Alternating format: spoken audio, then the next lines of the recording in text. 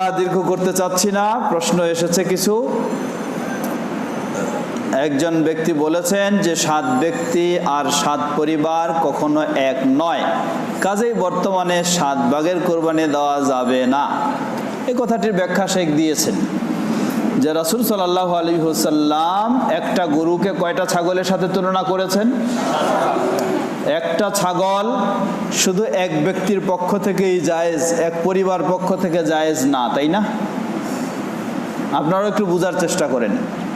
একটা ছাগল একটা পরিবার যদি 5, 7, 8, 10 জনও এক পরিবারের সদস্য হয়, ওই পরিবারের পক্ষ থেকে একটা ছাগল দিলে কি জায়েজ হবে? অবশ্যই হবে, অবশ্যই হবে। 10 জন লোক হইলেও হবে। তাহলে একজন ব্যক্তির পক্ষ থেকে যেমন একটা ছাগল জায়েজ হবে, এক পরিবারে 10 সদস্য হলেও একটা ছাগল যথেষ্ট হবে। আল্লাহ রাসূল সাল্লাল্লাহু আলাইহি সাল্লাম 7 ভাগের 1 ভাগকে একটা ছাগলের সাথে তুলনা করেছেন। অতএব 7 ভাগের 1 ভাগ কি হবে?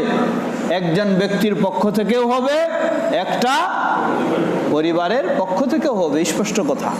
অতএব যারা আবার আরেক পেজ দিতে শুরু করছে যে এটা 7 জন ব্যক্তি হবে শুধু, মানে এখন একটু নেমে আসছে। আগে সফরের কথা বলতো, এখন কয় না 7 জন কি হবে? ব্যক্তি হবে, 7 পরিবার চলবে না। ইনশাআল্লাহ এটাও ঠিক হয়ে যাবে।